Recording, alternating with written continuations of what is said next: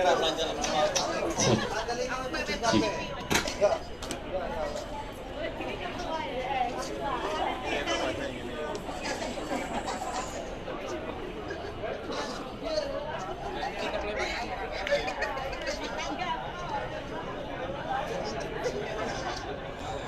Untuk soal lingkaran, ya, biar kita akan tindak lanjut ke kegiatan berikutnya yang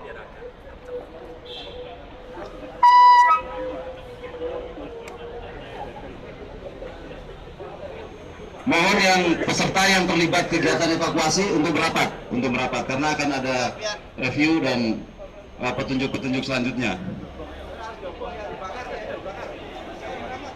Yang masih di atas bisa turun biar yang masih melanjutkan evakuasi bisa mendapat tempat di titik kumpul. Ya.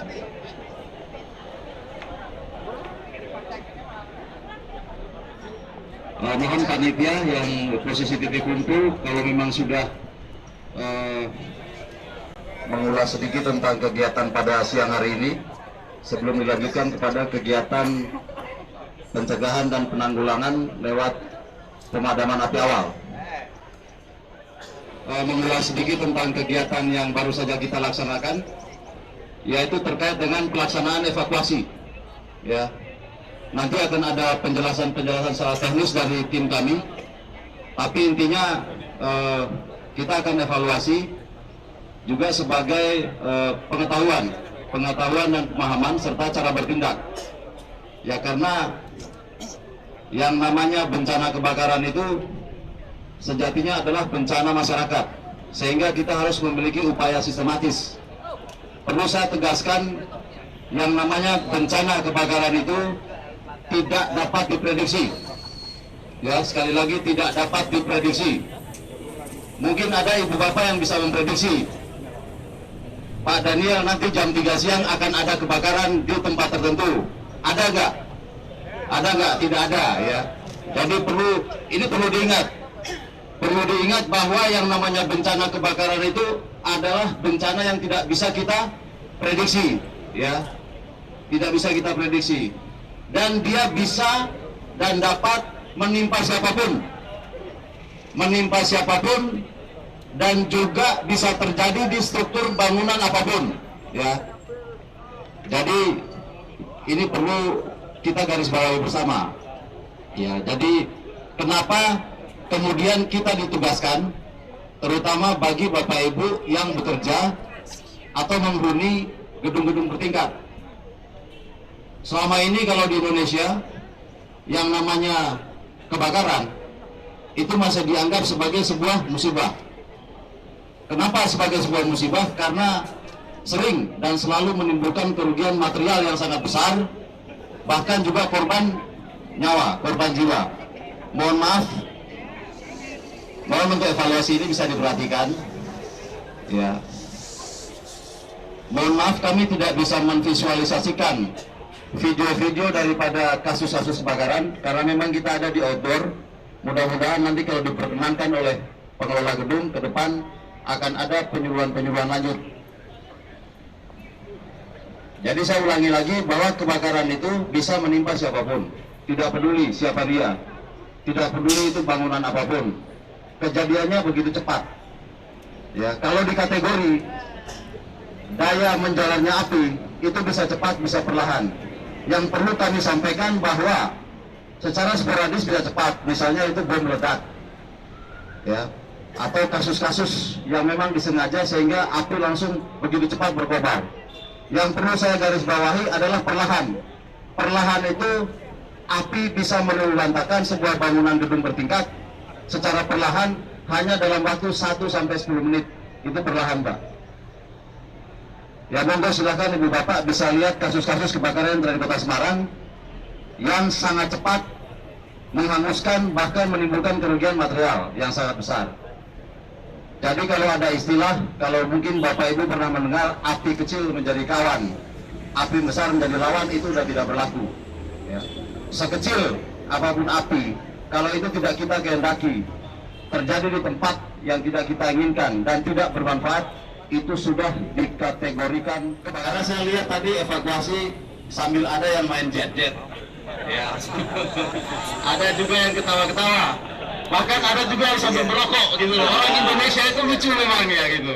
Orang Indonesia itu yang bisa merugikan lebih besar. Pertama, jangan panik. Jangan panik. Saya lihat tadi ibu bapak semua memang tidak panik, tapi kita main-main gitu loh ya. Benar nggak gitu. Tapi mudah-mudahan kegiatan-kegiatan selanjutnya bisa dilaksanakan menyebabkan bencana kebakaran yang berkobar-kobar. Nah, nanti kita akan ajarkan selanjutnya ya. Ajarkan selanjutnya terutama bagaimana penyebab daripada api itu muncul. Ya, saya jelaskan di sini api itu muncul karena ada 3 unsur kimia. Ada oksigen, ada panas, ada bahan yang kasih panas ya. Nah, saya berharap ya. Kalau ini kita tutup, kita putus oksigen itu tidak masuk ke bahan yang terbakar dari pengenalan, pasti akan mati. Tapi kalau ini kita biarkan 1 menit, siapa yang berani nutup? Kalau laki-laki tak berikan soto, kalau ibu tak berikan soto. Nah, ini harus secepatnya diatasi. Jadi kita bekerja di gedung ini, ya, gedung vital ini. Apabila sesuatu yang tidak pada tempatnya, ya dilakukan secepatnya. Ini dilakukan. Ini salah satu. Jadi kalau ada bahan, ada oksigen masuk, tidak ada panas, hanya 2 senyawa gabung jadi satu, tidak akan terjadi penyalaan api. Tapi kalau 3 itu bergabung jadi satu, bisa terjadi penyalaan api. Ini. Nah. Kemudian yang kedua, pada dasarnya bahan yang terbakar itu bukan bahannya, tapi uap dari bahan itu, baik itu benda padat, cair maupun gas. Ya. Ini tadi kita amati yang terbakar benda cairnya atau uapnya. Sehingga kalau itu yang terbakar uapnya, titik lemah api itu kita ketahui di antara bahan penyalaan tengah-tengahnya ini adalah titik lemahnya api yang harus kita potong. Oke. Mungkin ada yang mencoba? Ada yang mencoba? Bawa Pak. Sebelum kita mencoba ya api yang lebih besar, ya. Sebelum mencoba yang lebih besar. Jangan apa? Yang jelas, Bapak Ibu jangan memadamkan ini dari atas ke bawah, ya. Dari atas ke bawah, ya. Jangan dari atas ke bawah, tapi usahakan dari belakang ke depan atau ke kiri ke kanan atau kanan ke kiri. Kalau Anda tekan ini dari atas ke bawah karena sudah ada tekanan, tangan Anda akan jadi panas, Kalau seperti ini. Tapi kalau ini kita tutup, kita potong, tidak akan terjadi sampai melacak. Kalau melacak nanti bawa ke puskesmas. Saya pinjam Bang BPD untuk menyelesaikan mereka. Mungkin ada yang coba, Bapak? Silakan Bapak, ada apa? Biar teman Bapak percaya bahwa ini tidak apa-apa. Oke. Silakan Bapak.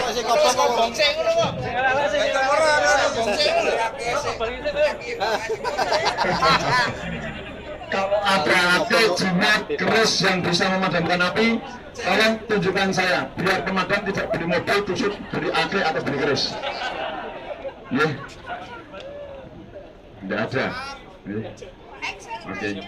Selama kita manusia masih punya bulan seko, kok matanya ngebuake pohon semua, musyrik. Ya. Oke. Ya. Ini Bapak bisa? Oke. Jadi upayakan pemadaman ini secepat mungkin, jangan menunggu waktu 1 menit ke atas. Kurang dari setengah menit harus padam dengan. Oke, ini ada oksigen, ada bahan oksigen masuk, kemudian kita beri api, pasti ada penyalaan. Ini yang harus kita potong. Dengan coba, ya.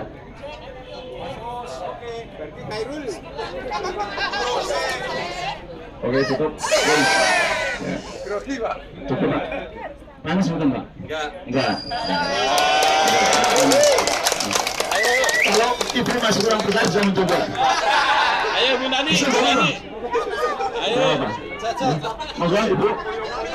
Ibu-ibu satu. Yang masih bujang. Oke, ini salah satu memutus Mataram kali ini memutuskan dengan oksigen, kemudian dengan cara pendinginan, cooling. Air ini sangat efektif untuk pemadaman karena fungsi air itu dipanaskan dengan suhu derajat Celcius 100 sampai 100 derajat. Fungsi air akan mematikan api. Kira-kira betul nggak?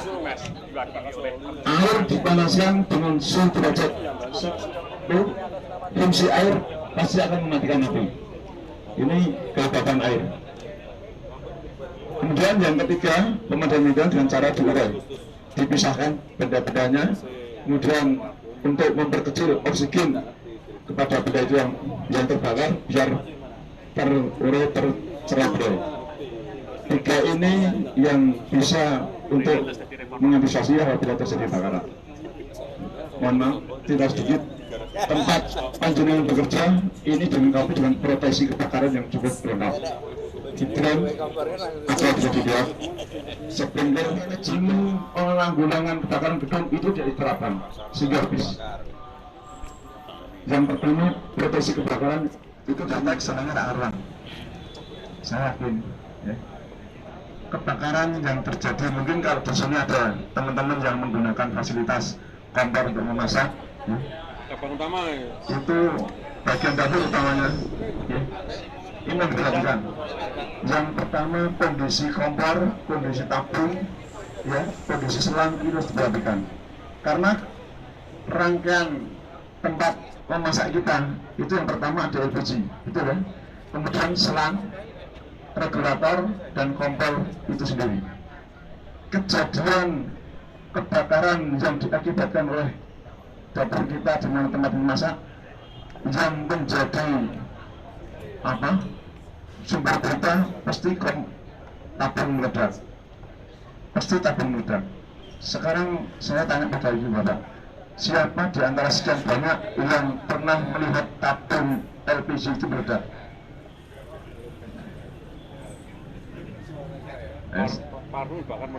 Kalau ada, saya berani ditunjukkan di mana. Patokan jajak ke soto, tidak apa-apa. Tidak ada. Jadi tabung dari produk dari Pertamina itu sudah disetting sedemikian rupa.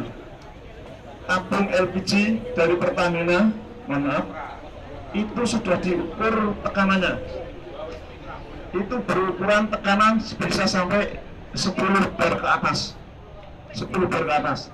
Sedangkan isi tabung LPG yang dimasukkan ke tabung itu hanya berkekuatan menekan hanya 4,5 bar. Masih ada 5,5 bar untuk menekan kekuatan, sehingga tidak mungkin terjadi ledakan di tabung LPG. Yang terjadi kebocoran. Ya, kebocoran itu yang mengakibatkan terjadinya ledakan. Karena di dalam kebocoran itu terjadi ledakan. Yang penting jangan pas dipakai digunakan. Ini sangat berarti. Ya. Tentunya ada teknik-teknik cara membawanya. Kemudian teknik membawanya pertama, tarik yang barang itu lebar, kemudian kencangkan, kemudian cara membawanya seperti memeras santan. Ya, ibu jadi di depan, ya, seperti di atas. Kemudian kalau kita seperti ini, posisinya seperti ini. Oke, menghadap sana. Iya. Nah, ini bermaksud apa? Untuk melindungi organ tubuh kita, baik wajah, tangan, wajah dan tangan. Kemudian kalau sudah posisi seperti itu, pemadaman yang harus dilakukan yang pertama harus memperhatikan arah angin. Tidak boleh melawan arah angin, tidak boleh melawan arah angin. Jadi barang yang kita bawa tidak mungkin jalannya terus ke depan, karena akan tertabrak orang di depan kita. Jalannya agak serong, agak miring. agak miring. Nah, kemudian sistem pemadaman dengan menggunakan ini jangan berasumsi satu media itu mati. Tidak betul. Satu media tidak mati, dua tidak diperbolehkan tak tutup tak ini, jangan. Karena ini api masih cukup besar. Ambil karung lagi, kemudian posisi perhatikan arah angin, kalau perlu disilangkan. Tetap memperhatikan arah angin, ya disilangkan seperti itu. Posisi pelaksanaan ini harus dilakukan dengan kecepatan, dengan ketepatan, ya. Anda tidak boleh menggunakan ilmu seperti Sarini, maju mundur, canduk. Nah, ini harus ditekan. Kalau Anda maju mundur akan diterjang oleh api. Ini kalau api sudah kita kuasai, dorong. Selama organ tubuh kita ini terlindungi oleh alat ini, saya yakin tidak akan panas. Nanti biar dilakukan oleh anggota kita dulu. Kopong-kopong ini anggota pusing, ya, nggak apa-apa. Dicoba ya? Sudah diasuransikan ya? Gimana? Sudah diasuransikan ya? Insya Allah, Pak. Selimutnya statis. Kemarin sudah kita operasikan Pak ya. Ini murni ibu yang belum. Mas itu nggak ngerepotin Mas. Apar ini namanya alat pemadam api ringan kepanjangannya, ya. Tapi juga bisa dikombinasikan lain. Kalau ini tidak baik, namanya juga apar, tapi bukan alat pemadam api ringan, tapi alat pemadam api rusak. Ya, sama-sama apar, tapi ringan sama rusak. Kenapa dikatakan ringan? Ringan ini mengandung arti sangat terbatas berat ini. Yang dinamakan beratnya dari 0,5 sampai 16 kilo. Itu dinamakan alat pemadam api ringan. Lebih dari itu dinamakan alat pemadam berat yang dioperasionalkan lebih dari 1 orang. Apar ini sangat membantu kita untuk pemadaman. Api awal, sifatnya api awal, pemula. Jadi kalau api yang sudah besar, dengan menggunakan ini akan sia-sia, Ya. Batas aman apar ini harus kita perhatikan. Karena kalau kita tidak tahu barang ini bermanfaat, kalau tidak tahu ini bisa mencelakai kita. Kalau kita tidak tahu, ya. Batas aman alat ini adalah 1 lengan kita, ya, 1 lengan kita ini, Mas, ya. Batas aman ini adalah 1 lengan kita, ya. Ini dengan ini 1 lengan kita, ya. Ini. Kemudian apabila terjadi hal yang tidak diinginkan, kalau ini dekat dengan kita sampai ini terjadi korosi, terjadi pemuaian gas yang ada di dalam, ini lepas. Kalau kita pas di hadapan ini, di atasnya ini mencuat ke atas, mengantem dagu kita, wajah kita, eman-eman hindari. Wajah kita hancur, banyak dokter, ya. Yang jelek mungkin dioperasi bisa jadi cantik atau cakep. Ini yang harus diperhatikan. Jadi kemudian sistem pelaksananya untuk melepas alat ini, pegang leher apar, ya, leher apar atau handle bawah. Pegang leher apar atau handle bawah ini untuk melepas pinnya ini. Karena kalau Anda pegang ini 40 ini jenengan tarik tidak akan lepas, ya. Pegang leher apar atau handle bawah untuk melepas pin. Kemudian pin pengamannya kita tarik. Iya, tarik. Kemudian yang kedua, julurkan selang ke atas untuk mencoba apakah apar ini bagus atau tidak. Ya. Ya. Untuk mencoba, kemudian tekan.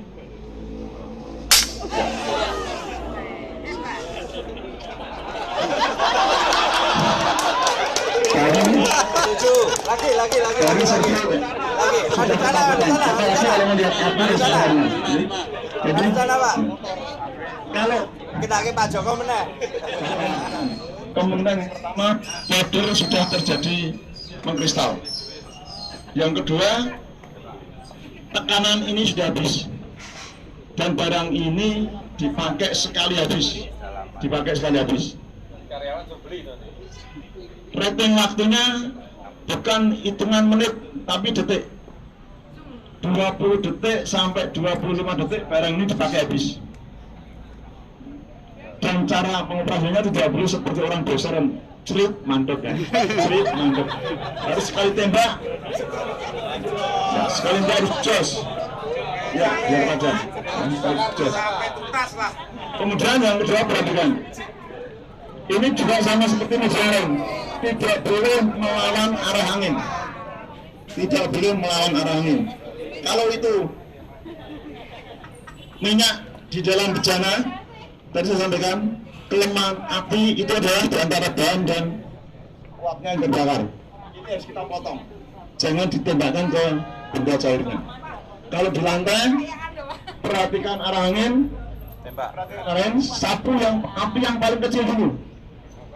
Sambil berjalan, posisi ke kanan atau kiri. Jangan lewat di tengahnya api. Ini harus kita perhatikan. Oke, Bapak-bapak sudah kanan kita, kiri atau kanan, ya, kiri atau kanan.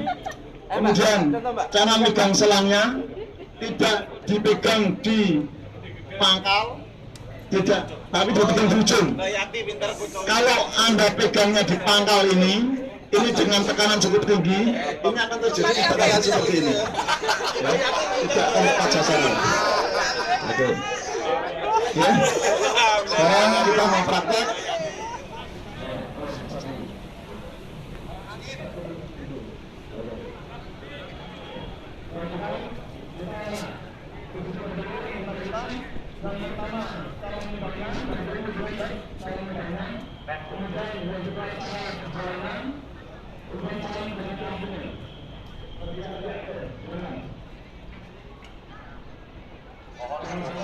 Perhatikan tekniknya jangan sampai nanti ya berikan aplaus.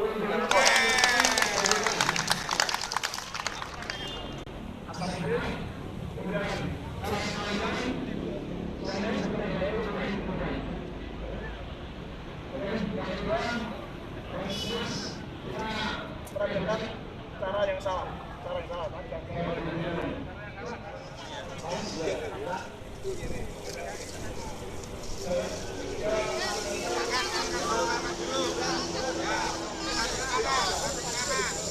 Mas Yoga sebelah sini dibakar Mas Yoga untuk apa?